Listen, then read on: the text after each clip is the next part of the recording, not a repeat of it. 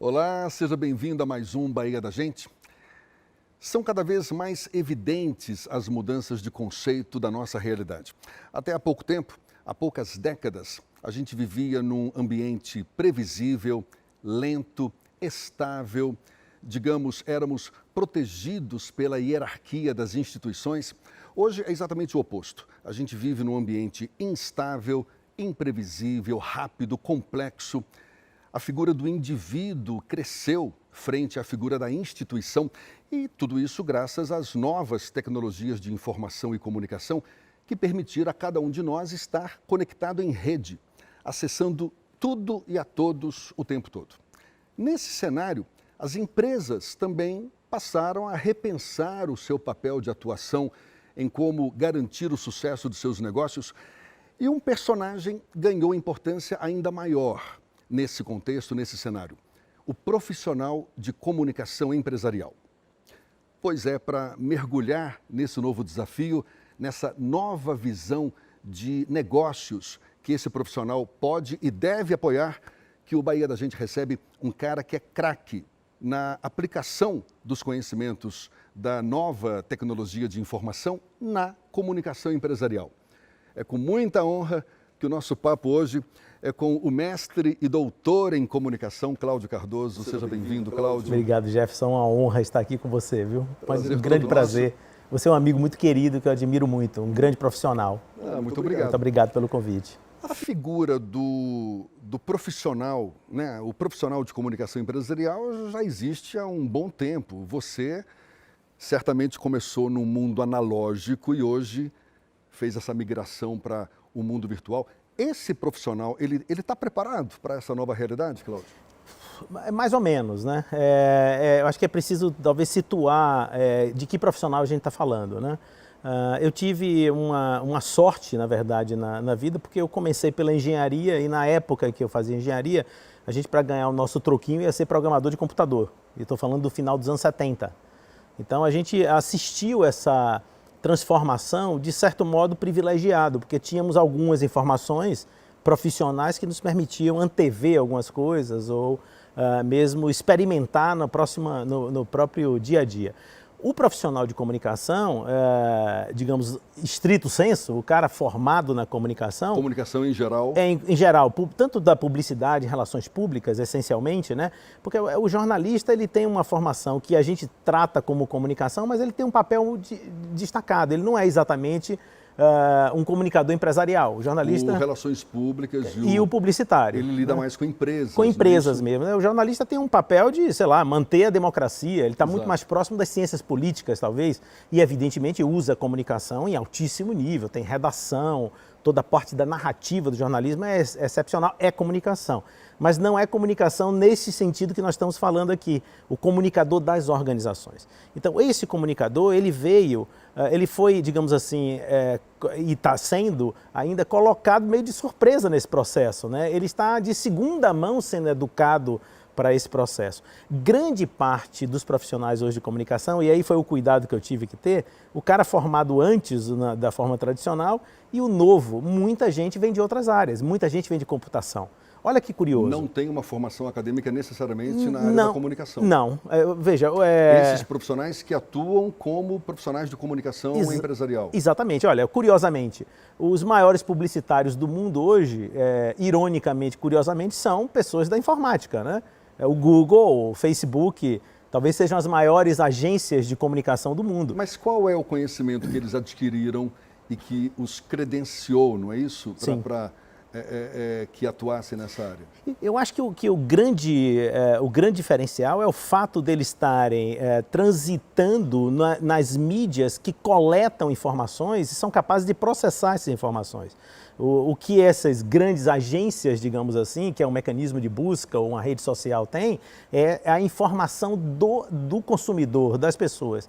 E essas informações bem analisadas e concatenadas e articuladas revelam correlações importantíssimas para o mercado, para o consumo e para tendências e tudo isso. Ou seja, o comunicador tradicional, o que faz a escola de comunicação, há uma espécie de um pequeno atraso, digamos assim, nessa formação, porque você precisa de mais conhecimento em negócios, e isso não é uma tradição das escolas de comunicação, mais conhecimento em desenho de processos e mais conhecimento em uso de dados. Então, toda essa tradição de uso de dados, de gestão das mídias digitais e de negócios é uma nova vertente de formação do comunicador. Quando a gente cita essas mídias sociais, essa conectividade hoje que se torna inevitável na vida de todo mundo, é fator determinante para o sucesso das empresas, para o sucesso das organizações em geral. Ou seja, foi-se o tempo mesmo em que você pensava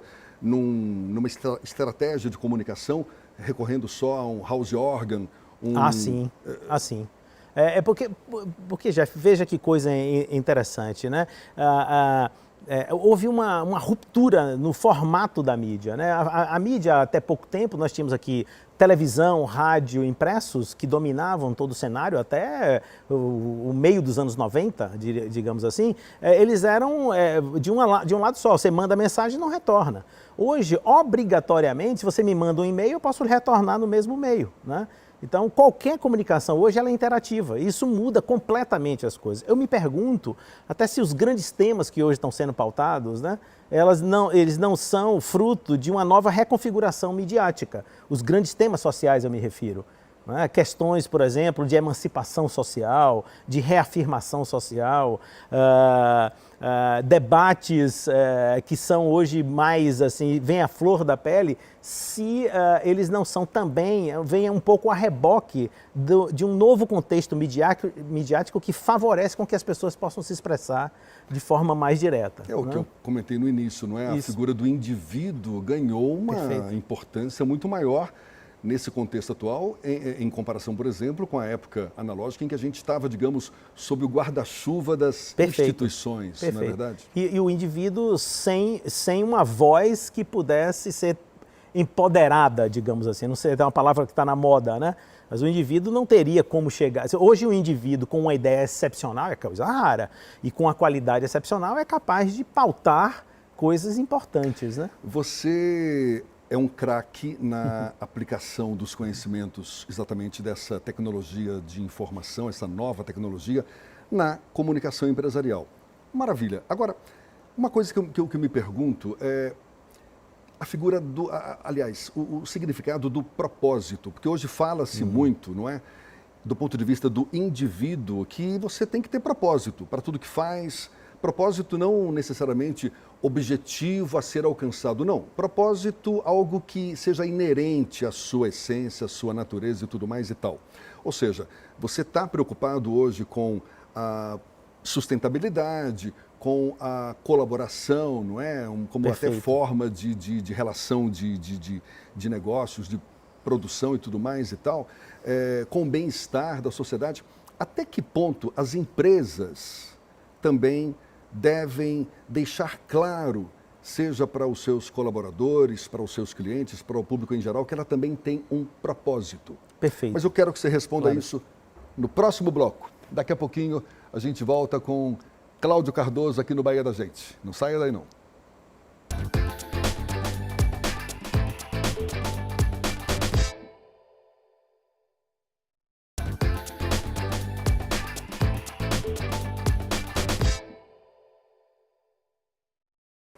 Bahia da Gente, já de volta, Cláudio Cardoso, nosso convidado, especialista em comunicação empresarial. Eu estava te perguntando no bloco passado a importância de se ter propósito nos negócios. Propósito, que fique bem claro, não aquele objetivo, digamos, de atingir lucro. Isso aí é meio óbvio, né? Mas não é desse propósito que eu falo. Propósito que se alinhe com o propósito das pessoas que hoje estão se despertando cada vez mais para esse fato, não é? De você estar conectado com o meio que te envolve, enfim. Eu acho que a gente falou de certo modo disso, né, Jefferson, porque quando o indivíduo ganha voz, ele vai ganhar voz também para suas opiniões, né? O seu compromisso com a sociedade, ele quer compromisso com a sociedade. Então, você não quer simplesmente tomar uma água, você quer uma água que não seja uma extração predatória, por exemplo, de um lençol freático, alguma coisa desse tipo. Então, quer dizer, hoje o valor que você entrega, ou que a organização entrega, não é mais simplesmente um produto, uma água fresca. Você quer saber se essa extração ela se mantém. Nas próximas gerações, o que vai acontecer com isso? Como é que o vasilhame vai ser reciclado? Enfim, tem toda uma preocupação que sempre existiu, mas hoje o indivíduo ganhou muito mais voz. E os grupos ganharam mais voz, as comunidades ganharam voz. E esse propósito, uma vez claro, não é assim, transparente para a própria empresa, para o público, né, para o qual ela se volta, isso representa o quê em termos de ganho, de diferencial? Porque eu me pergunto, se todas as empresas hoje, e certamente não, estão atentas a isso, não é? Muitas vezes as empresas hoje estão muito mais preocupadas em sobreviver no mercado.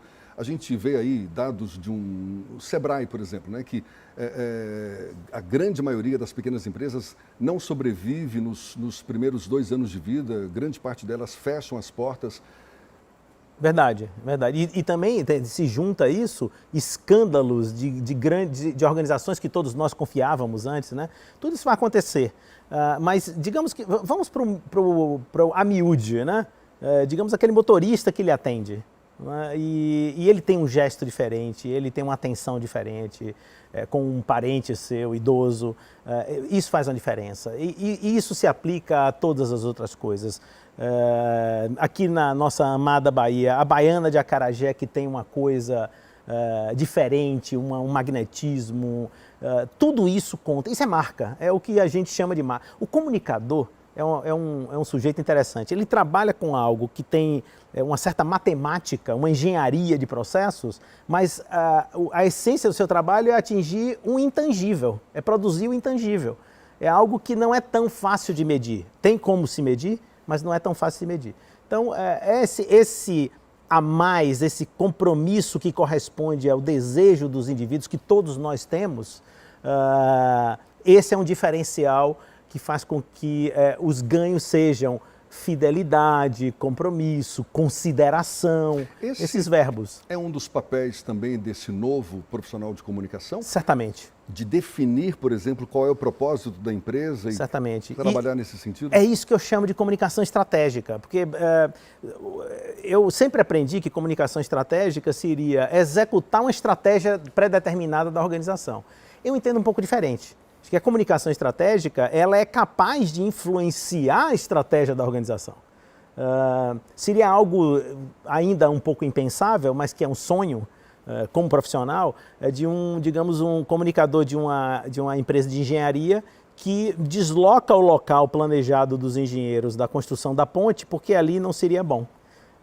Para a imagem ou para algo que tem a ver com a marca da organização. Dizer, olha, ali vai ofender alguma relação de vista, de visão. Não é o melhor lugar matematicamente para se construir a ponte, mesmo que um pouquinho mais adiante no Rio seja mais caro. O comunicador que conseguir fazer isso, aí ele está trabalhando em comunicação no nível estratégico. Ele está pegando a marca dessa organização e criando um compromisso de imagem.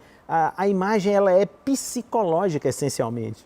O comunicador vai mexer sempre com a psicologia das pessoas. Tudo isso tem ciência, tem cálculo, tem gestão, tem dinheiro, tem planilha, planejamento, mas o objetivo é sempre atingir o intangível. Hoje você está dividido entre Bahia e São Paulo, Sim. Não é isso? Aqui na Bahia tem atuação na UFBA, Universidade Federal da Bahia, Faculdade de Comunicação, de Administração, pós-graduação em Administração. Lá em São Paulo, está passeando pela USP. Mas tem, além dessa sua atuação na área acadêmica, uma atuação também no mercado mesmo das organizações. O que você está fazendo na prática hoje nesse mercado das organizações, Cláudio? Recentemente, eu pedi, inclusive, uma licença da universidade para poder dedicar um tempo. E, digamos, eu vou fazer 1 ou 2 destaques. Planejamento estratégico, por exemplo, de grandes empresas de energia elétrica, de comunicação, políticas de comunicação. Aí tem um destaque, a gente fez um desenho dos processos, e políticas e o modelo de gestão de um centro de inovação do Bradesco, por exemplo. Puxa, mas isso tem a ver com comunicação? Tem muito a ver com os processos que nós precisamos conceber para formar uma rede de inovação, formar uma comunidade de inovação. Então, esse é o tipo de trabalho que eu estou envolvido, que é um trabalho um tanto consultivo. E também estou envolvido com outras coisas, que são aplicações de tecnologia de informação para apoiar as ações de comunicação. Então, por exemplo, plataformas de monitoramento e análise de mídia automático. Então, tem uma série de aplicações que misturam tecnologia e comunicação e metodologias que são utilizadas pelo pessoal de tecnologia aplicada à comunicação. Aplicação dessas tecnologias, por exemplo, para se obter informações capazes de nortear, direcionar algumas ações. Exatamente. E hoje tem uma série de organizações que trabalham com esses conceitos, né? Hoje está muito na moda, por exemplo, empresas que são espetaculares de capturar o que está se falando nas mídias sociais e fazer análises em tempo real. Ou seja, obter essas informações que se referem ao público. E que se referem à marca ou assuntos que tenham relação com a marca. Ou seja, se munir cada vez mais de informação, de dados. E em tempo real, o que é mais desafiante. E mais, né, Jefferson, trabalhando o que nós chamamos de dados não estruturados. Porque até pouco tempo você trabalhava, por exemplo, matrícula e data de nascimento, saldo, nome da pessoa. Hoje você vai trabalhar textos. Como é que você classifica textos? O que é que esse texto cria ameaça à marca? Ele está falando de qual tema? Mas, por exemplo, Sim. texto, como assim? Você faz análise do texto, né? Por exemplo, você pode distribuir, você pode entregar uma certa notícia em tempo real, em 5, 10 minutos, para o diretor certo da empresa que precisa saber daquela notícia. Entendi. Então você tem que saber qual o tema que está ali dentro, né? E se você quer, eventualmente, se esse tema é crítico para a organização ou não é. Antigamente a gente fazia um clipping, não era? Só que isso levava um dia mais sofisticado. Digamos, seria alguma coisa próxima a isso. Né? Então, aí você vai entrar outros atributos. Por exemplo, passa a ser fundamental que a organização saiba quais são os seus pilares de marca e quais são os mais críticos e os menos críticos. Por exemplo, isso muda. Né? Porque é fácil perguntar, olha, Jefferson, que características descrevem você como um profissional? X, Y e Z, tá bom. E qual é a que pesa mais em número? Dê um número, 100, 50, 70? É meio estranho pensar assim, mas um pouco isso que nós estamos falando, né? E a gente está falando de uma realidade, uma nova realidade, em que os profissionais, as empresas estão, aquelas mais antenadas ou aqueles mais antenados, se esforçando para se adequar. Perfeito. Uma vez adequado a essa nova realidade, o que a gente pode esperar para um futuro próximo? Até porque essa evolução, a evolução tecnológica em especial, ocorre numa velocidade incrível. Queria ver o que você imagina para um futuro próximo, não muito distante, até para a gente poder estar vivo até lá, no próximo bloco. Daqui a pouquinho o Cláudio Cardoso de volta aqui no Bahia da Gente.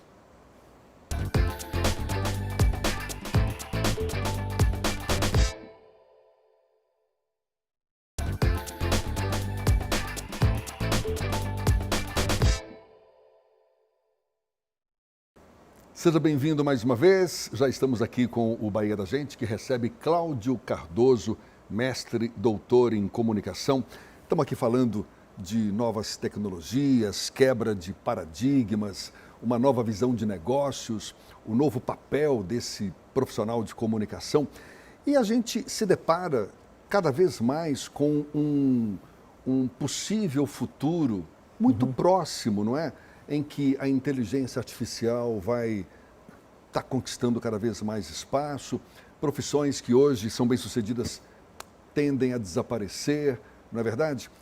Enfim, uma nova visão mesmo de como lidar com essa realidade. Perfeito. Os carros elétricos, não demora, vão ser uma realidade.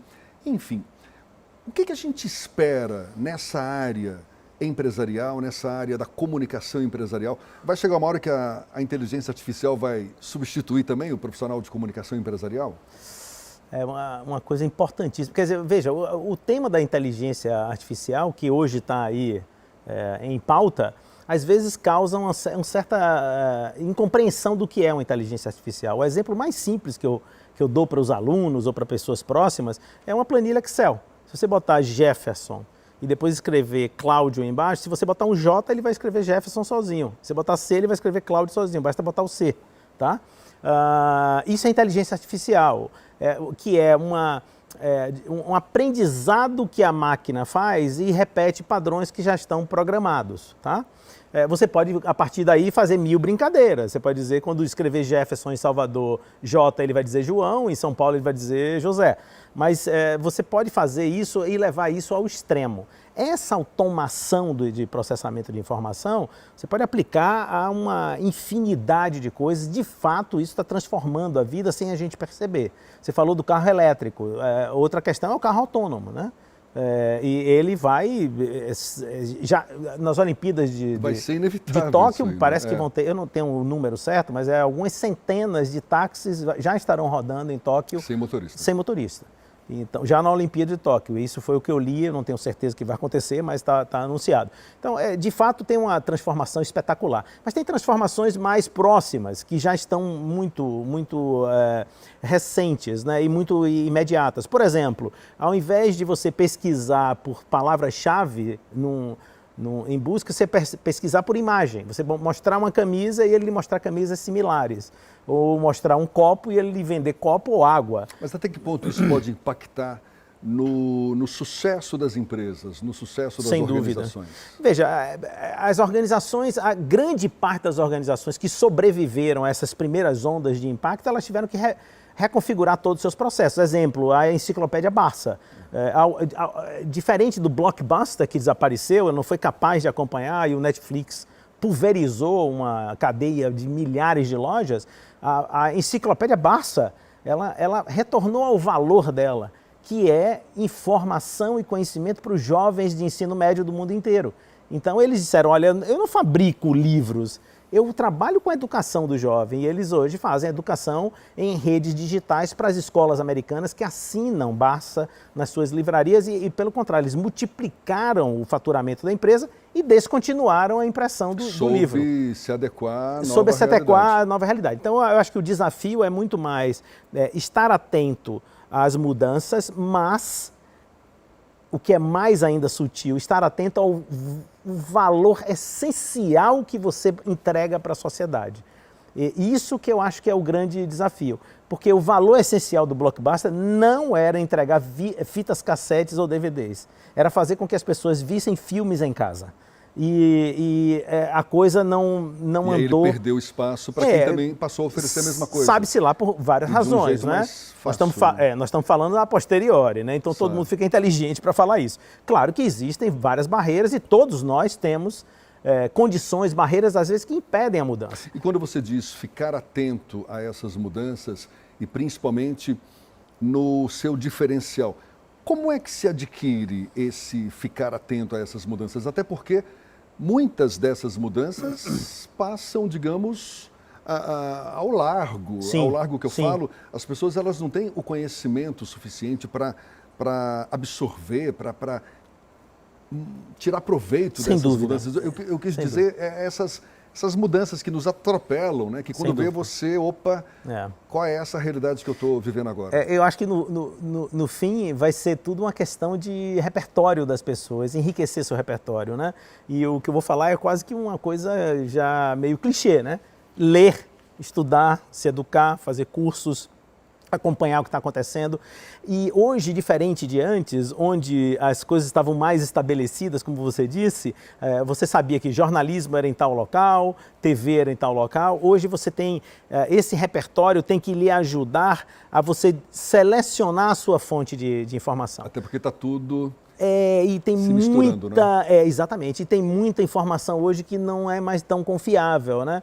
Então você tem que selecionar a sua fonte de informação, mas para isso, de novo, cai no repertório também, da capacidade de você selecionar a informação. Mas eu diria que acompanhar, ler atentamente, escolher boas fontes de informação sobre o que está acontecendo, existem especialistas em mudanças e inovação, é muito importante. E eles emitem relatórios e, às vezes, mensagens do que vai acontecer, tendências, é muito bom.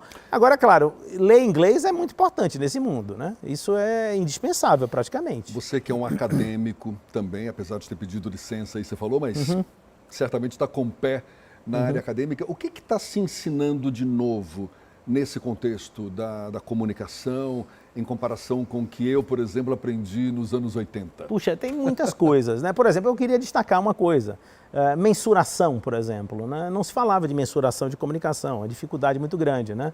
Então, hoje a gente, por exemplo, tem métodos de mensuração. Antes você media o que você entregava, o output, sei lá, clipagem, né? Então é o que você entregou, os anúncios que você publicou. Hoje você sabe que isso aí é só entrega. Hoje você mede reação, é uma segunda, ou seja, se tem likes, se você compartilhou, se você enviou. Depois você mede também o resultado, você gerou vendas, você gerou conversão de alguma coisa. E por último, você gera um impacto, que é a marca mais perene que você quer gerar. Então, simplesmente o estabelecimento desses métodos simples assim, são essenciais para o comunicador de hoje poder acompanhar ele. O que é importante, eu acho, para o comunicador, e o que algumas escolas já estão atentas, é ensinar ferramentas ágeis para o profissional poder acompanhar, planejar de uma forma mais rápida e poder entregar seus produtos de uma forma mais assertiva, mais rápida, mais coerente com esse mundo. Né? Esse papo aí dá margem para a gente ficar conversando aqui uma semana 6 programas, inteira. Né? Eu queria que você deixasse um recado para quem está nos assistindo, para esse profissional que está inserindo agora no mercado, atento a essas novas tecnologias. Como é que ele pode, a gente já falou muito sobre isso, claro, mas enfim, um toque seu, pessoal, para, olha, você vai se dar bem se... Eu acho que o comunicador tem que entender minimamente como funcionam os negócios. O comunicador tem que entender qual é o papel da comunicação em nível estratégico para apoiar a realização desse negócio. O comunicador que tem isso em alto nível, ele é capaz de depois chamar pessoas que apoiem ele nas ferramentas, nos instrumentos. Mas o cara que tem uma visão de como o negócio gera valor, e como a comunicação é um diferencial para essa entrega de valor e foca o seu trabalho neste apoio, eu acho que esse cara vale muito. Cláudio, muito obrigado. Muito obrigado. Eu que agradeço. Feliz aqui com esse papo super rico. Muito obrigado mesmo. Cláudio Cardoso, mestre, doutor, especialista em geral na área da comunicação. Levando esse papo conosco aqui no Bahia da Gente. Muito obrigado a você também que acompanhou esse nosso bate-papo. Até uma próxima. Tchau, tchau.